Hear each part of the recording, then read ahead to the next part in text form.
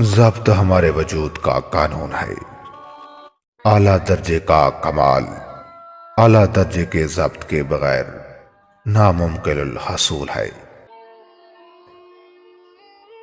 اپنے ضمیر کے آگے بڑی کوئی صداقت نہیں، اس کے قانون سے بڑھ کر کوئی طاقت نہیں۔ خدا اور اس کے قانون کے آگے یہ دنیا بیج ہے۔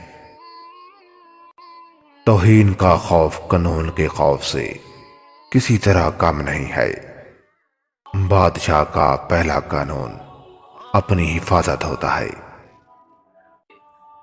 حج قانون کا ایک طالب علم ہے جو اپنے امتحان کے پرچے خود مار کرتا ہے۔ صحت کے قوانین کی خلاف ورزی جسمانی گناہ ہے۔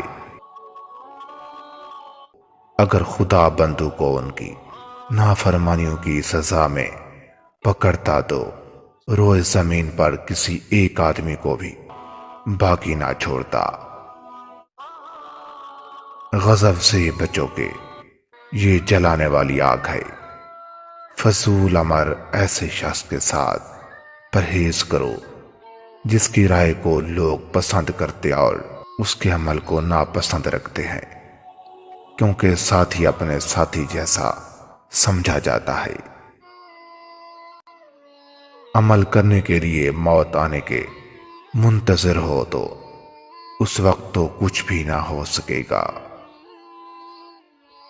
سب سے اچھا عمل وہ ہے جس میں پروردگار کی رضامندی مطلوب ہو۔